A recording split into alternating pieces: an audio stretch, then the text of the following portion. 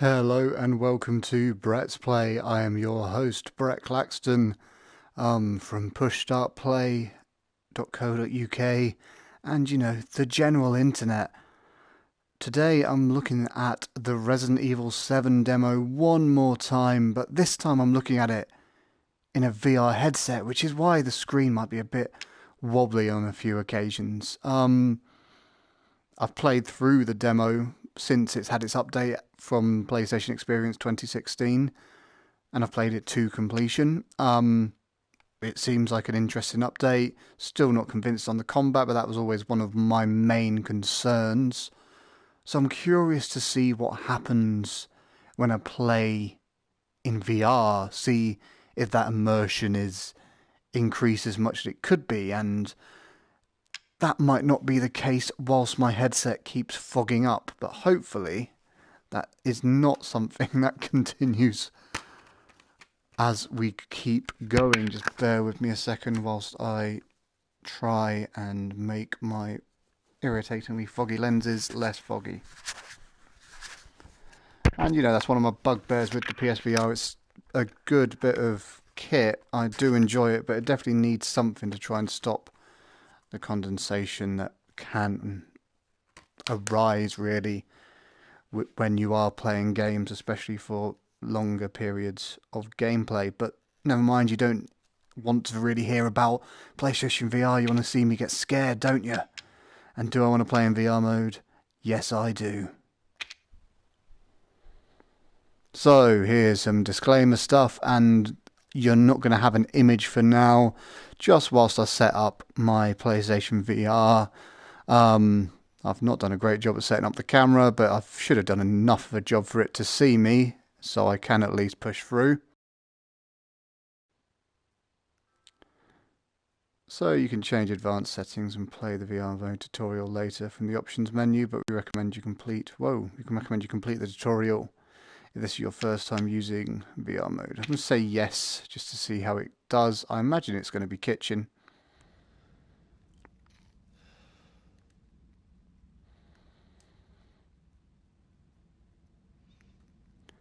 So options registers your position. If you significantly change your posture and feel that the tracking is off, hold options to re-register. So same as most games. There are red markings at the top and right.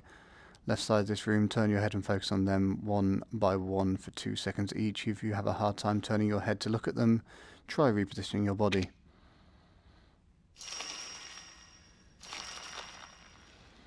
Easy enough. Oh.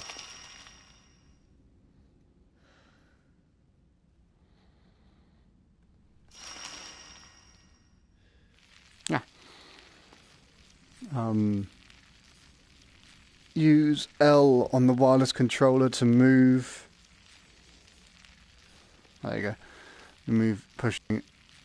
Whoa, why are you doing that? Use L on the wireless controller to move. Pushing L up will move you in the direction you are looking. Try walking to the goal area in front of you now. So fairly straightforward. Moving while objects or walls are within close sight may cause discomfort. The white lines around you will give you a better understanding of distances in the virtual world around you. They can be turned off or on in the options menu.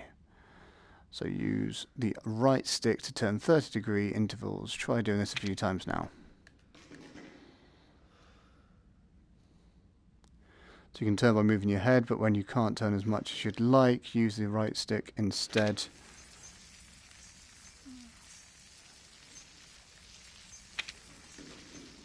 So it's a bit weird, a bit disorientating, but they're not too bad. Pushing R up will set your head's current facing direction as the default forward facing position. Okay, well, good, I suppose. But let's go this way. Very good. Now I'm going to push forward one more time. And there we go, that's the tutorial. There are many VR mode related settings available in the options menu. Once you've got used to VR mode, try adjusting these settings to optimize your experience, but be aware that certain settings may result in discomfort for some. So that's the end of the VR mode tutorial. When using VR mode, we recommend that you take breaks at regular intervals. If you begin to feel uncomfortable or tired, stop using VR mode immediately. And that's the important thing. I will definitely play parts of Resident Evil 7 in VR, but I want to just play some of that on a screen, especially when there's doing weird blackout things for some reason. So let's jump into the demo. I imagine is what's going to happen.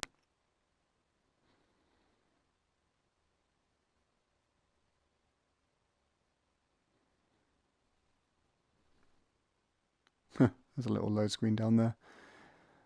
As I've said before when I've been playing PlayStation VR on streams, it's in moments of blackness that it is at its weakest, which is why it's an odd one really. Horror is probably one of the stronger things for VR, but you unfortunately have imperfect black with OLEDs, which is something that hopefully will get fixed in future generations of the headset. But first of all, let's just look at the options. So you've got walking speed, and you can do various things. Invert axis, camera rotation, 30, 45, you can change it. So you know, that's handy. Gives you options in what you do.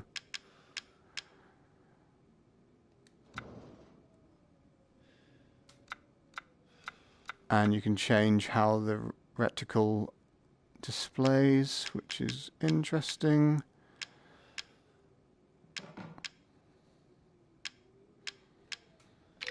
Cool. I'm not going to spend too long messing about with this, although I will drop everything a tiny bit just so it is all going to be heard a tiny bit better. Let's jump in though to the game and you can see the demo. So already, this is nice. So that's nice, but it also starts very differently to how it does outside of the demo. Obviously, if you have played the demo or seen me play it, you'll remember that it starts with you on the floor, whereas this obviously starts with you standing up straight away. But there's lots of little details that I'm noticing that I didn't notice before, and that's unreadable in PlayStation VR, it seems. Wonder why. Can I lower that brightness?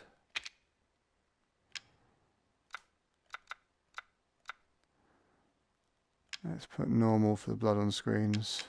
Let's see if I can do anything to the brightness. Doesn't seem like I can. That's weird. I don't know how that was looking for you, but that was more or less unreadable for me. If it wasn't for the actual text, I wouldn't have been able to see what it was. But obviously, I know what it is I'm trying to do. That's jarring and weird, so that's me crouching. But there's no animation. There's no body below you. And although you know it's cool that it's there, it's bizarre not having hands really to do these things. Oh, there's hands there this time. Anyway, pick up the fuse. Nice.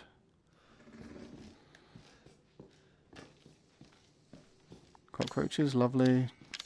Inventory looks cool in VR. You can look away, obviously, if you want to.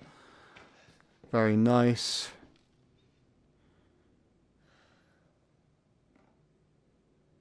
Definitely interesting. Can check out in a lot more detail things that you might not be able to see when you're in the screen.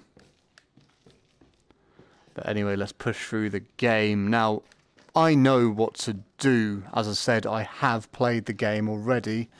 I'm not going to just steamroll through it, though. I'll take my time just in case you haven't watched any of my streams before.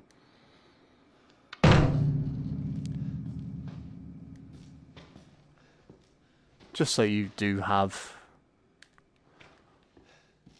a better understanding of stuff that's happening. So let's put that fuse in.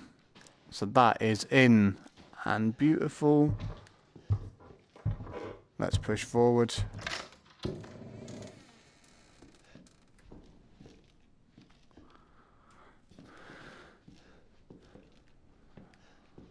This is fucking freaky. So yeah, it's as freaky as I thought it would be, which is good. Even though it's definitely a much jaggier experience than what you get when you are playing the normal console version of the game, and especially in the pro version of the game. That doesn't stop it being an interesting version of it. And there's the same sort of dauntingness as you expect.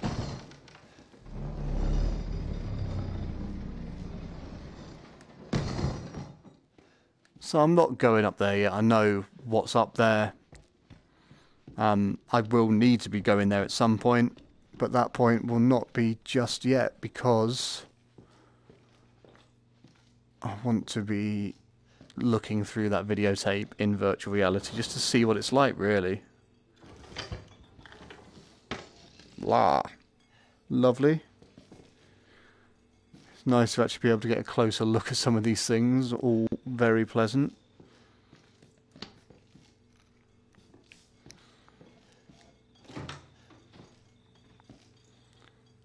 It's a lovely dead crow.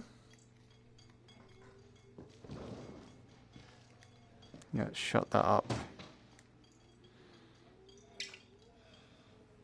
And we'll shut that up as well.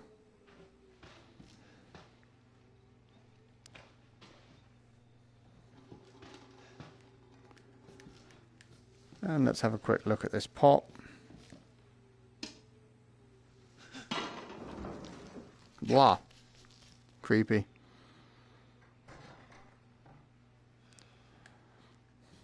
But it is weird not having your body there. It is a bit disorientating. Like, you look down, you've just got some floating arms. It's obviously meant to increase your immersion, but I'm not 100% sure that is what it does. Some lovely mutilated animals. Let's pick up the bolt cutters.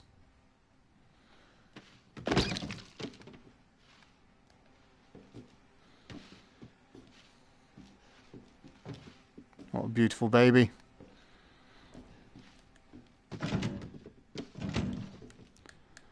So we're not getting out of there, are we? And we knew that anyway, but there's no harm in trying.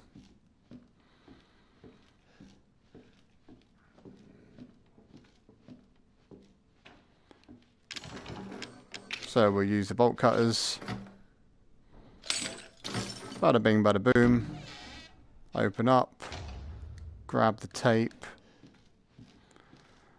And then obviously what we will go do at some point soon is trigger what that tape does. But first of all, let's just have a look upstairs because I just want to show you something. Actually, no, I'll do the tape first. Then I will do the other things that are cool.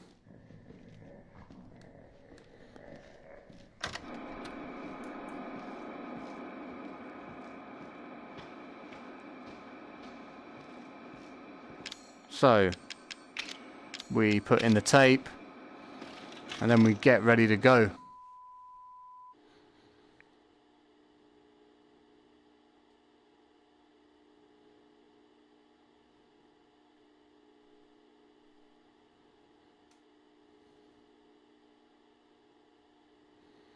Long load time.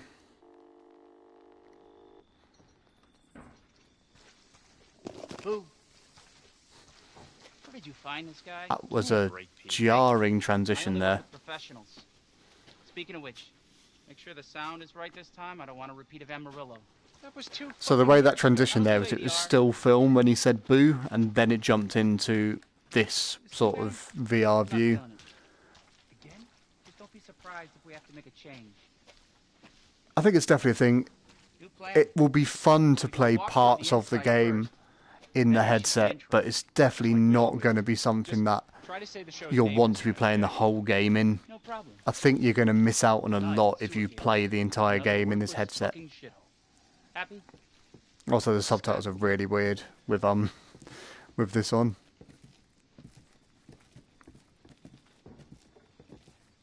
But it is cool being able to look into a bit more detail in certain things that you might not get the chance to otherwise. Rolling? All right, let's go.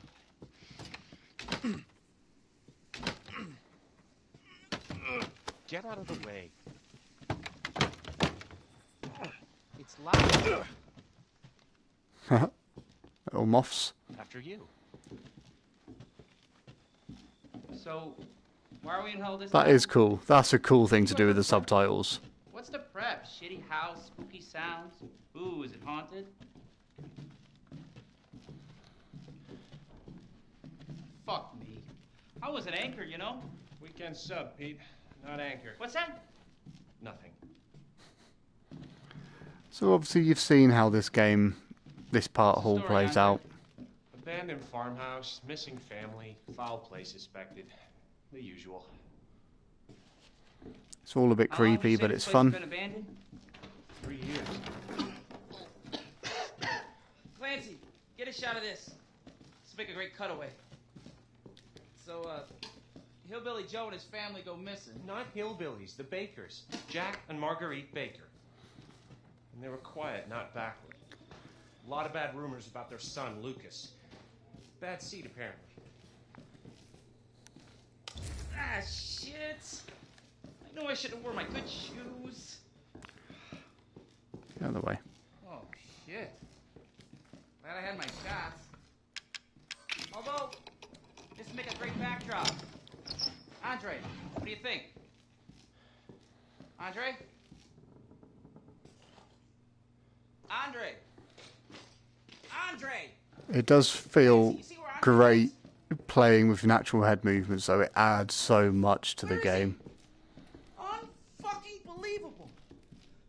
This is the last time I work with that guy. Seems a lot darker I mean, as producers, well. they come and go, but a good cameraman like you, Clancy, you stick with me. I don't remember it this dark. When playing it on TV, that could obviously be more a testament of how much I bumped my brightness, I suppose. But this seems like they've dropped the darkness in PlayStation VR. So nothing in there. Nothing in there. What the fuck was that? Did you hear that? Very awkward trying to move quickly in this as well. It's definitely more a mode for the more cinematic moments than it is the moments when you're being chased by monsters.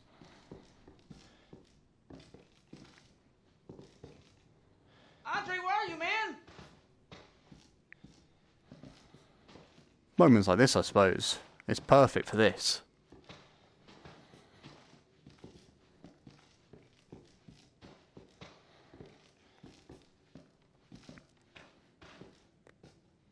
What the hell?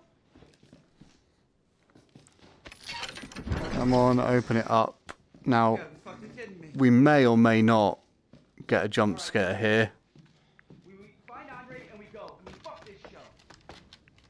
We do not, it would seem.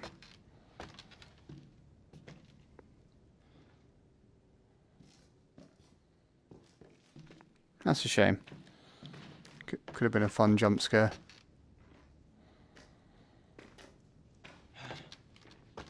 This is terrifyingly daunting. Oh, nightmare. You first. Need a nice hero shot of me coming down the ladder. Like, as someone that's You got first. quite a fear of heights, that definitely feels a bit daunting. And it's weird looking up to try and do this. Anyway, See? What is it? lots of rubbish that I don't notice when I play it normally. Obviously there's Andre. We know what the crack is with Andre, don't we? It's not going to stop us going towards him, but we know what's up with him. So we fade into the cutscene.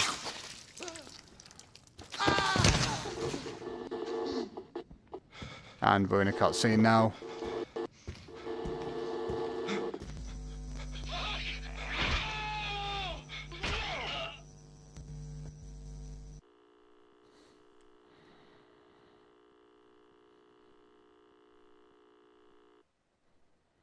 And daunting, and yet again that note appears.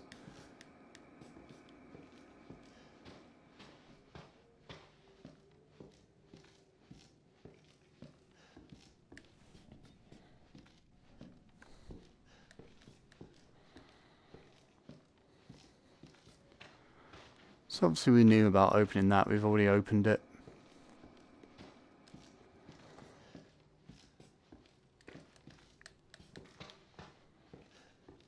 What we want is that key, which we have. Then we duck down.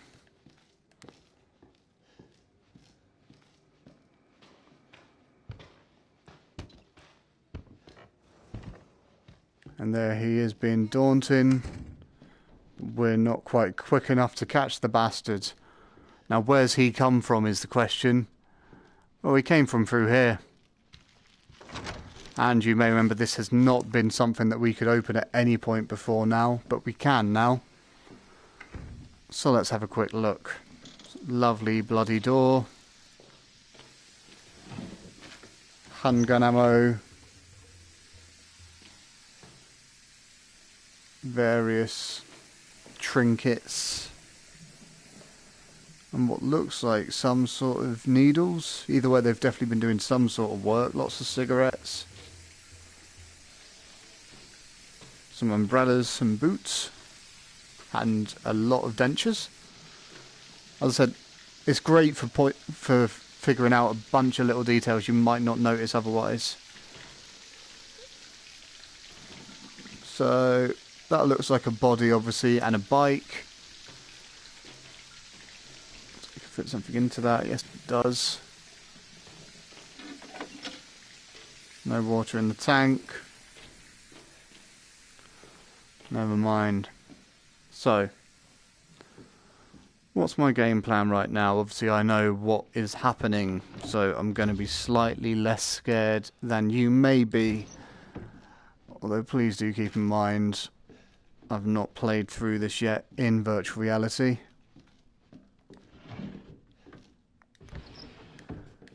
So let's try and open that, and it's locked as expected. So, you've explored your new area, you've noticed it is locked. What do? Well, you go back on yourself and you push through the game. Now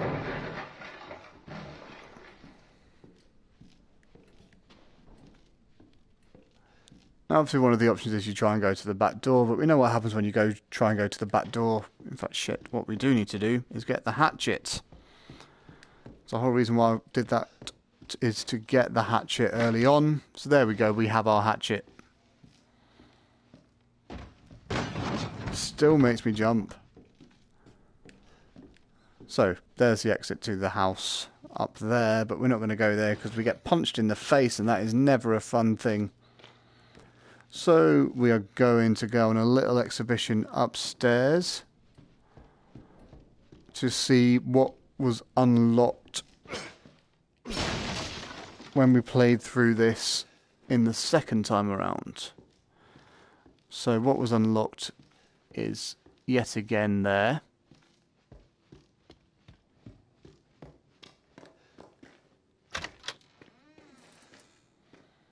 Yeah, again, all very much darker than it was when playing it on the TV.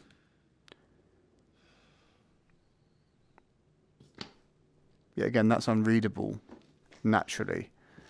If it wasn't for the drop title text, it would not be possible to know what's actually being said there. Pick up the handgun ammo that I know's there. Break some stuff up.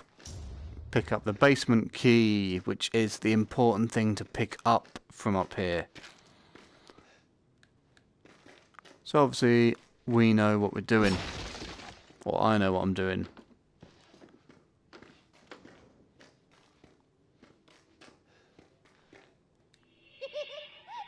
Five guessed murder, but where is unknown. Nothing to point to their final gravestone. Now that is an interesting hint, isn't it? nothing to point to the final gravestone. We have a hand and we have a finger. So let's try. I'm guessing that's combine. There we go. So you combine it.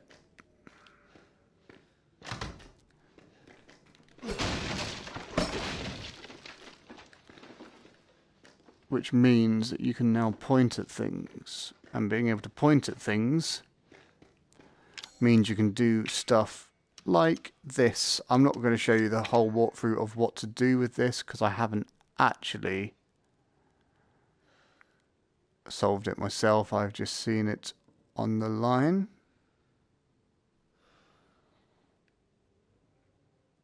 It's not pointing very well.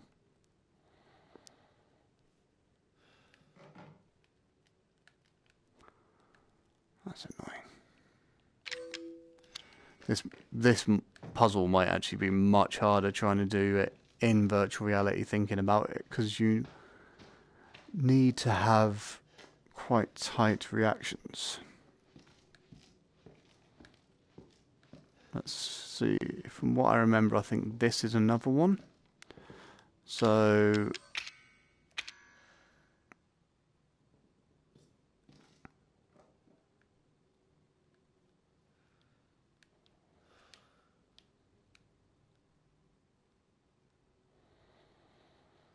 maybe not.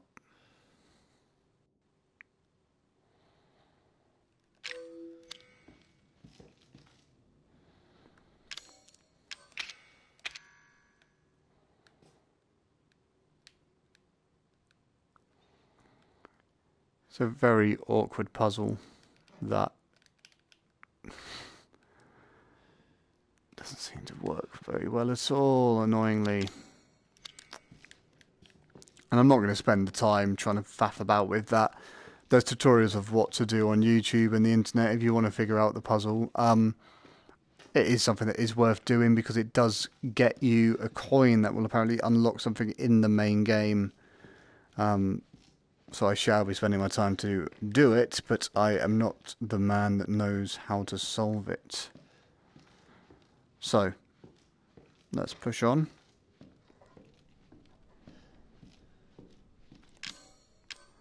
But what basically happens when you these things is they trigger stuff to appear in this blank notebook. So as you can see, Grace will not wake when the clock makes its chime. Her covers are heavy and it's her last bedtime.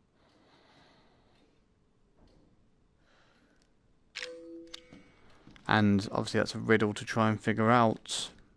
And that's easier said than done, obviously.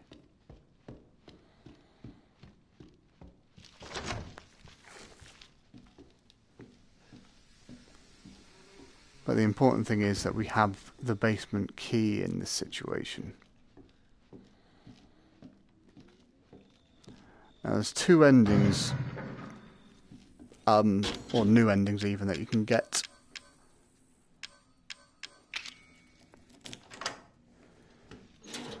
Both of them require going down here first.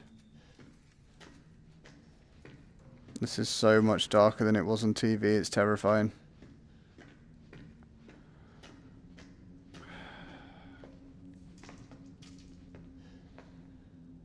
Also, another quick point, you can get another lockpick there, so you don't actually have to do the annoying going through the tape to get the lockpick. You can just do it by getting the basement key, by going upstairs, which is handy if you're wanting to experience. Fuck that shit. I don't want to do this. Oh, fuck me, this is terrifying.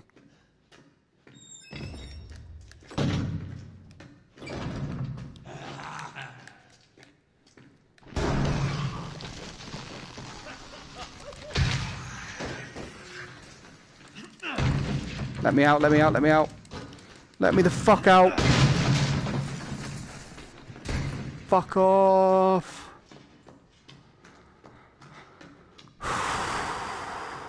Okay, so Obviously, I've learnt that trick from going through that a few times now. As you can see, there is a monster there, which appears once you linger about for too long and pick up this. So picking up this obviously stops stuff from draining, which leads you the chance to do this. And pick up a gun.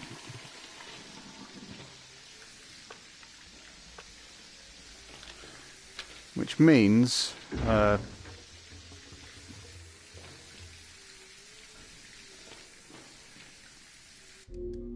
sorry.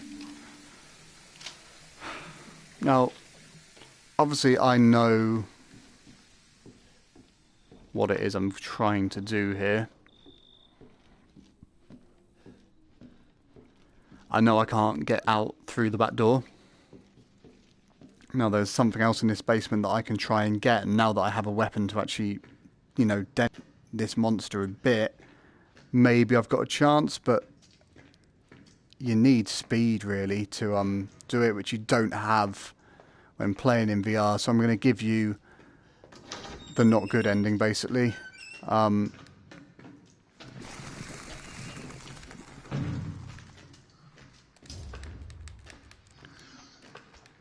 But first, let's actually try fighting this.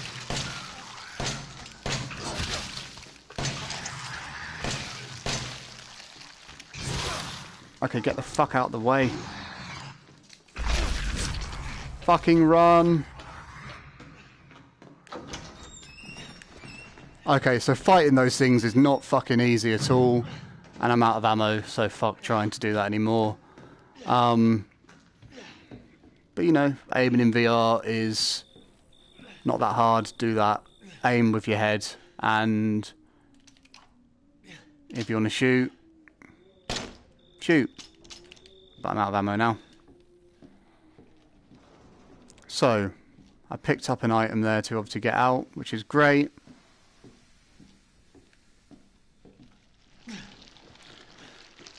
But it was not without its problems, because I got hit.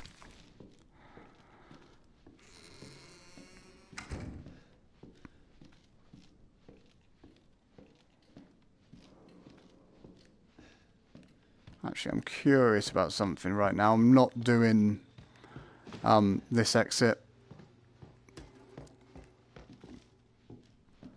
I'm curious if it triggers something going this way. Okay, no it doesn't.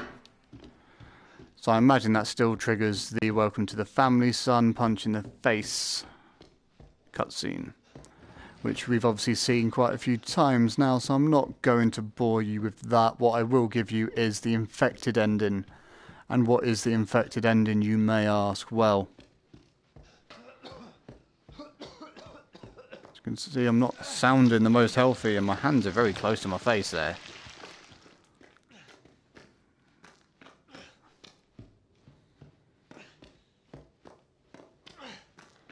So let's try and get out of here. And we're going to climb. Come on, you can do it. You can do it. Ah, come on. You cannot do it.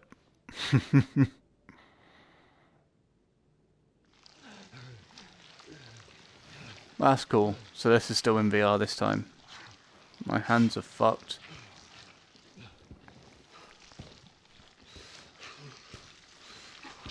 Boy, you are nothing.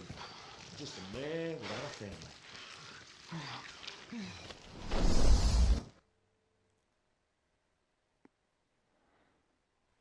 So, you know, that was interesting.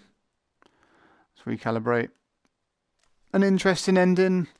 It's an interesting experience in virtual reality. It was something that I think is definitely a big bonus for PlayStation VR to have, because it's an interesting way to play the game, but it's definitely not the best way to play the game. I've enjoyed it much more playing it on console. It's different though. and there's parts of it that feel very good, but the moments where you are going to be getting chased and stuff, I just don't think they're going to work that well in VR because of the limitations of movement. But, you know, maybe I'm wrong, maybe it'll be great and I'll play the whole game in VR. I just don't see it, with the issues of darkness having the weird OLED issues and the fact that it just feels a bit weird and clumsy in places. I don't see it being uh, the way that I play the entirety of the game, especially when the game's going to be hours and hours long. But I do see myself going back to certain elements and re-exploring them in a virtual reality headset. But yeah, that has been the Resident Evil 7 Biohazard demo playthrough in virtual reality. It has shown you how to, at the very least, get the infected ending, and told you a few things to help lead you on the right path to unlocking that special in-game bonus that you can get. I hope you've enjoyed the stream. If you'd like to see more of my stuff, obviously head over to pushstartplay.co.uk, or look through my YouTube channel and have a gander at some of those videos. Make sure to subscribe and like and all that jazz. And if you'd like me to stream more VR games or any games really, just let me know. I'm always happy to do so. I have quite a big library of games. Some of the ones that I choose to stream are just ones that I think will be fun to show you. But give us a suggestion and maybe I'll track it down and give it a shot. But until next time, I've been Brett Claxton. You've been wonderful, and this has been Resident Evil 7 Biohazard. Goodbye.